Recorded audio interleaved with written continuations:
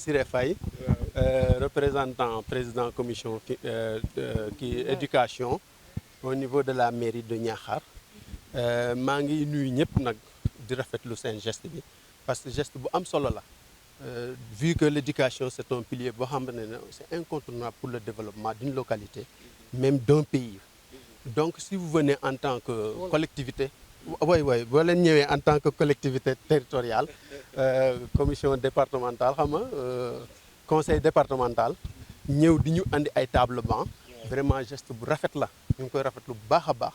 vraiment seen ngërëm daal ak seen cant amuñu ko on n'a pas les mots pour le dire quoi mais en tout cas daal ñu ngi leen di xamal ne kontaan nañu bu baax vraiment parce que lii ni mënuñ ko estimer c'est un geste fort appréciable mënuñ ko estimer lii c'est beaucoup d'argent mais fi ngeen ko def nag foofu la aussi parce que éducation loo fa def da nga ko war a xeeb heureusement nag les autorités yi ñu am fii ne au niveau local xam nañ njëriñu école te ils sont toujours prêts à appuyer l'école. Vraiment nous vous remercions vivement ñoo ngi leen di sant di leen gërëm au nom du maire de la commune empêché. Merci. Bonjour chères autorités, bonjour chers proviseurs. Nous voudrions au nom des élèves du lycée vous agréer un grand merci pour ce beau geste que vous avez fait. Nous constatons que dans nos écoles, en ce moment-là, nous n'avons plus de bancs. Et aussi, merci aussi pour cela, pour pouvoir nous aider à pouvoir apprendre dans les bonnes conditions. waaw di remercier rek ñi nga xam ne particulièrement ñoom ñoo ñu dimbali ci réparation 150 table banc téeméer ak juróom fukki table banc moom la ñu defar tey 28 juin 2024 à la veille des examens du bac qui vont se dérouler le 2 juillet prochain. Donc waxoon naa leen ne dimbali leen ñu parce que fii aussi dañuy am jury ñaari jury ñoo fi nekk te jury boo ci gis daanaka ëpp na ñaar téeméer ak juróom fukki nit donc boo leen boolee ça fait presque 500 bokkul nag les jurys secondaires ndax Niakhar dafay polariser alors des jurys secondaires mooy jury bi nekk Patar ak jury bi nekk Bicol donc boo xaymaa le nombre de candidats yi nga xam ne dañoo war a ñëw Niakhar tey def ci seen bac ça dépasse 1000. Monsieur le président, monsieur l'inspecteur d'académie, vous comprenez. Donc, nécessité la woon pour que vraiment, et ils ont fait une course contre la montre, naturellement pour qu'on puisse arriver à ça, mën a réparer table banc yi ba su fekkoon ne amoon na manquement yooyu ñu mën koo résorber. Donc ñu ngi remercier waa conseil départemental yi nga xam ne ñoo ko diligenté. Au départ juróom-ñaar fukk ak fukk moo ak juróom ñoo fi nekkoon loo xam ne moom dañu war a réparer mais en réalité dem nañ ba mu nekk téeméer ak juróom fukk. mënuñ leen a remercier assez ndax lii dafa bokk ci njàng ak njàngale ndax su fekkee ay table banc motuñu ci école tricherie ba daf fay nekk tricherie nag fa mu nekk aussi qualité mën na faa am ndax xale yi dañuy jàll ba pare te duñu am naturellement le niveau pour passer donc lii aussi daf ñu jàppale pour que objectif boobu xam ne moom moo nekk ci programme paquet bi monsieur l'inspecteur d'académie pour que objectif boobu aussi ñu mën ko atteindre di remercier nag ñëpp aussi remercier sama censeur qui travaille sans cesse aussi à ce que quand même mu am conservation boobu ak professeurs yi ak surveillants yi ak ñëpp ñi nga xam ne ñu ngi ci biir école bi di ma jàppale président de l'APE aussi mu ngi fi toogul aussi nelawul à chaque fois que école nekk fi aussi ñu ngi xeex guddi ak bëccëg mu ngi ak ñun aussi ñu ngi koy remercier ñu ngi remercier élèves yi di leen ñaanal aussi na ngeen def résultat yu baax préfet nag ñaanal na leen nee na yàlla na ngeen am 100% kon wax leen amin waaw on a fait des progrès on a dépassé la barre des 60%. Les 5 dernières années, on est à 65% à peu près. Donc nous avons yàlla ren quand même à 100% lañ bëgg. waaye nag c'est un peu compliqué. mais loolu lañ bëgg. loolu la ñu ñaan yàlla. yàlla ñu ko yàlla defal. Fall man maay président APE lycée Niakhar muy mbégte mu rëy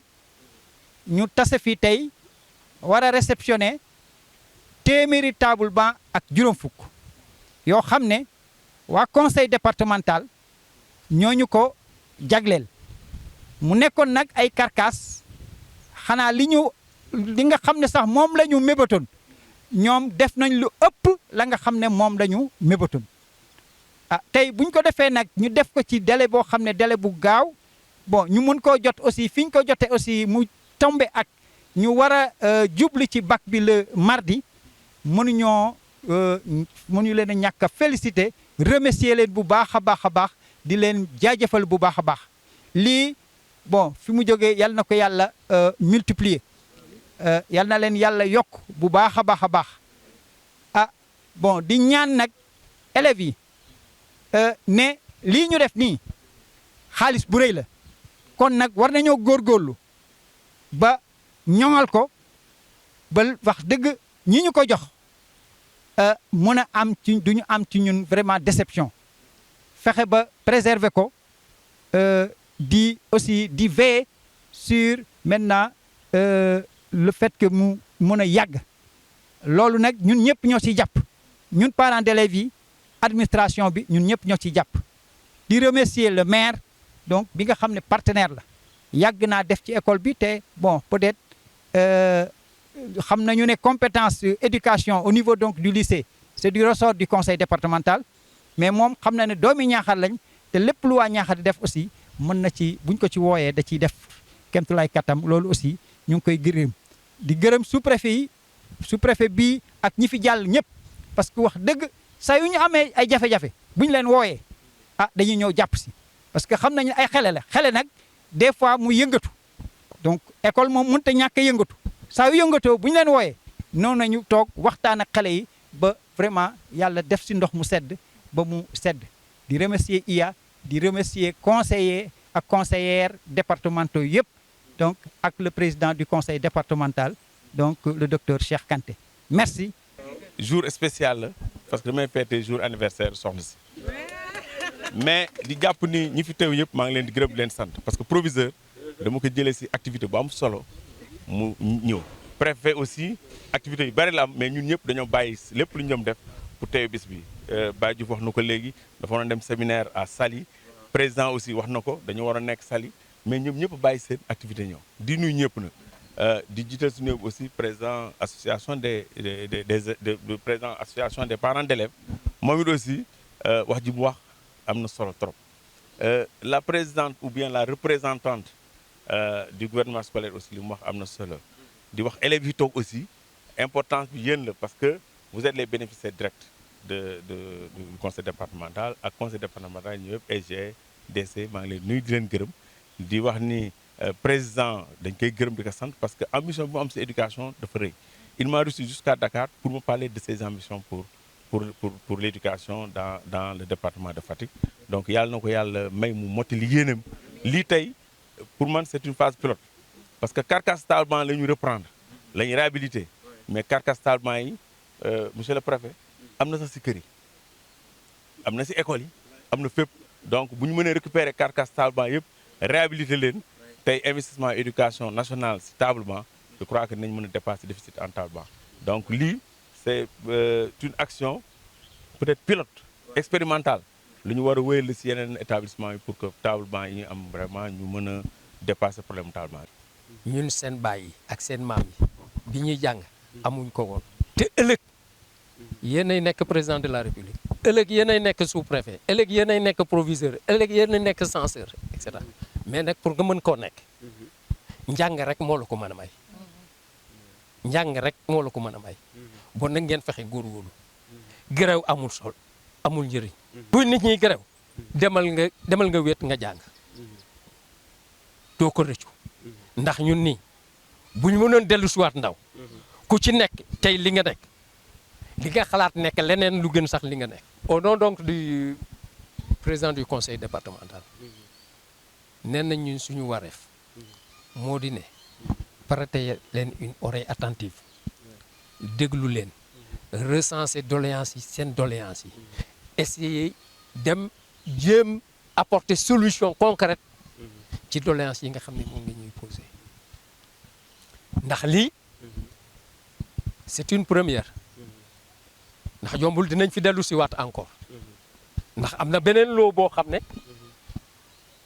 kii spécial la woon pour Niakhar mais am na beneen loo boo xam ne ay tablement yoo xam ne conseil départemental dina ko jot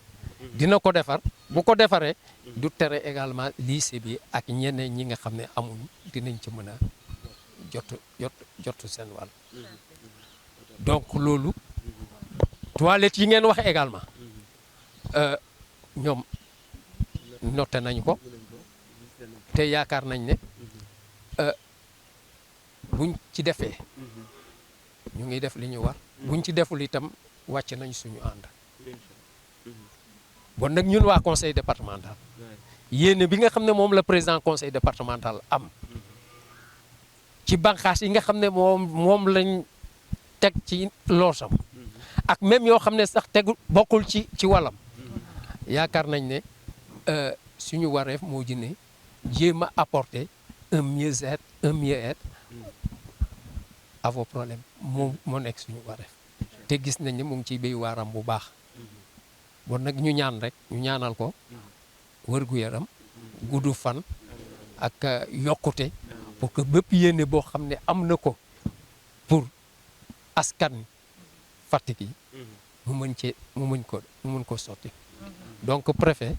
loolu daal moo nekk li nga xam ne amoon nañ ko war ko wax vraiment di wax ne vraiment nous sommes très satisfaits ndax wóor nañu ne nag geste bi ñu def si tomb daanuwul ci nopp ku tax te gis nañ ne au moins gis ngeen li nga xam ne defal nañ leen ko. te préfet aussi dama la ciy dolli rek parce que semaine dernière rek au niveau de l'arrondissement de Niakhar ñaari poste de santé nga xam ne dañ doon am jafe-jafe bu guddee dañuy am jafe-jafe pour seen secteur bu ñu amee malade dañuy am jafe-jafe ndax am na yoo xam ne il faut nga am électricité pour que mën ko def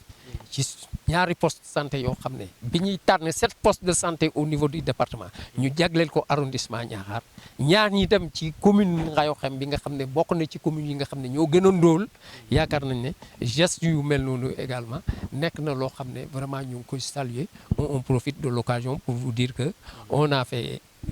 la réception provisoire, on a procédé à une réception définitive avec quelques réserves yoo xam ne war nañ koo lever buñ ko lever yaakaar nañ ne ça a été levé. Donc merci de l'information. Donc yooyu encore ñëw na vraiment pour améliorer conditions de vie suñuy population yi. Donc vraiment au nom des populations de Niakhar également nga xam ne peut-être mën naa wax ne pàkk ñaari boor laa ndax fii laa dëkk mais bokk ci délégation bi côté bu ma neexee mën naa taxawee ñu ngi leen di naan vraiment di leen di jaajëfal di ñaanal waa conseil départemental pour que yàlla yokk leen gën leen kattanal pour que yéene bi nga xam ne moom ngeen am ci askan Fatick ngeen mën ko mottali. Le vice-président du conseil départemental et représentant du président du conseil départemental et à travers vous toute l'équipe du conseil départemental. Vous me permettrez juste de distinguer le secrétaire général et toute l'équipe administrative. Je dirais à la décharge de doyen Diouf qu'il a voulu que Madame la présidente de la commission éducation parle, mais c'est moi qui ai dit que quand la personne morale prend la parole, ça emporte tout. Monsieur l'inspecteur d'académie et à travers vous également tout le personnel éducatif, monsieur le président de l'association des parents d'élèves, mesdames, messieurs, chers élèves, que dire de plus à la suite des différents intervenants, sinon que de me joindre ou de joindre ma parole au chapelet de remerciements, félicitations, encouragements et prières. Remercier d'abord le conseil départemental pour ce geste. Quoique c'est une compétence qui lui est confiée, il n'en demeure pas moins qu'on lui doit des remerciements. Et à ce titre, monsieur le président du conseil départemental, sachez que le geste que vous venez de faire nous va droit au cœur. Nous va droit au cœur parce que soulageant nos filles et fils, nos neveux et nièces, le futur de ce pays, améliorant qualitativement leurs conditions de travail. Priez pour que d'autres actions de ce genre s'en suivent pour le bonheur des populations. Et bien naturellement, vous transmettrez au président nos chaleureux remerciements. Féliciter le proviseur, parce que j'ai entendu tout de suite dire il y a que sur toute l'étendue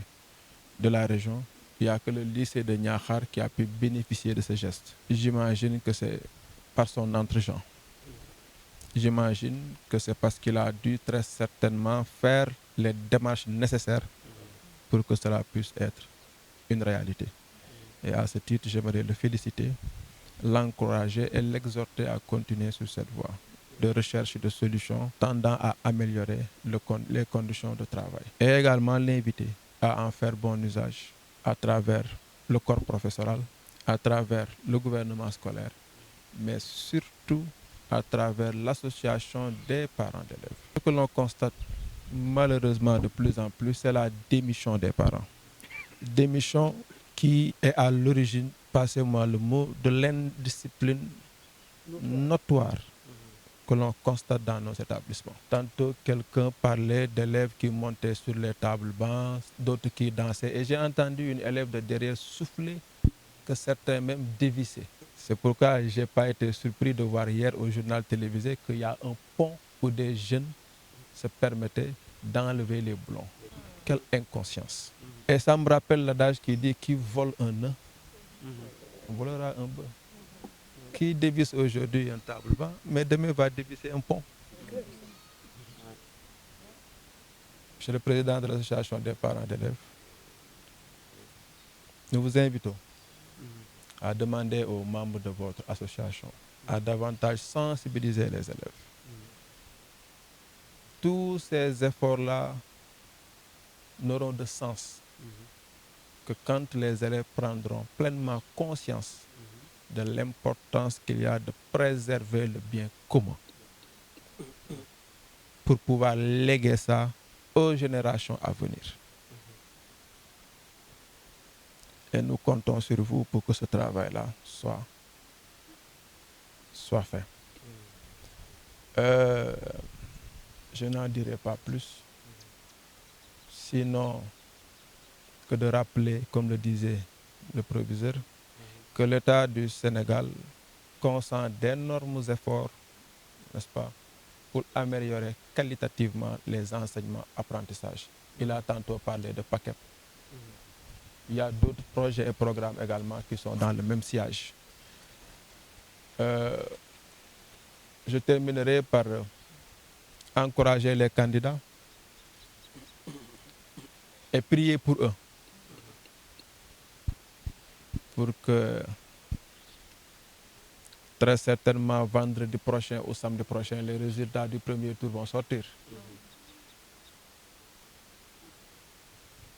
À défaut d'avoir 100%, que vous ayez l'écrasante majorité de vos candidats qui réussissent au premier tour. Et avec la mention très bien. En tout cas, la pire des choses que je puisse vous souhaiter, c'est que vos candidats réussissent tous, même si c'est sans mention, qu'ils réussissent tous. C'est vrai que c'est difficile, mais pas impossible. Vous avez eu d'abord à rehausser la barre jusqu'au 65%. Vous pouvez faire plus. Soyez zen, chers élèves. Soyez calmes et dites-vous que vous pouvez le faire. Pas de stress, pas de panique. On ne vous donnera rien d'extraordinaire que ce que vous avez déjà vu en classe. Il suffit juste d'être concentré et de prier pour être dans son jour. Sant ñëpp gërëm ñëpp. Sant conseil départemental bi nga xamante ni moom moo tax ñu teew fi tey ci table banc yi nga xamante ni moom la andil élèves yi. Nuyu inspecteur académie, nuyu proviseur, nuyu association parents d'élèves, nuyu kilifa yi fi teew yëpp. Di jaajëfal encore une fois conseil départemental ci geste bi ñu def. Di leen ñaanal ñu mën lu ko ëpp déwén su ko defee école yu gën a bëri mën cee gis seen bopp. Di ñaanal élèves yi nga xamante ni ñu ngi dëkkmal bac talaata bi ñu jëm yàlla defal leen ci ndam lu kawe seen jot te mu jig leen. Di ñaax également parents d'élèves yi ñu waxtaan ak xale yi ndax seetlu nañu ne yàq gi bëri na ci école yi te li ëpp ci yàq yi xale yee koy def. ñu ñaax leen xamal leen di kat lii nii conseil départemental defal leen jógewul ci poosu Baye Diouf jógewul ci poste directrice de cabinet jógewul ci poste président wu la xaalis bu ñu leen nattal la mu doon ay lempo sa xaalis a ngi ci sama xaalis a ngi ci xaalisu keneen a ngi ci kon nag nañu ko sàmm ba seen ay rakk-rakkaat mën cee jànge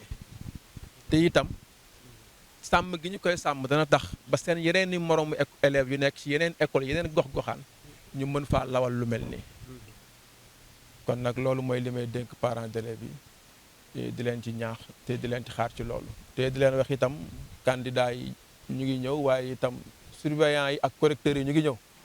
vous avez l'habitude waaye gawar lu mu gaaw gaaw yokk ko làbb li yàqu ci dara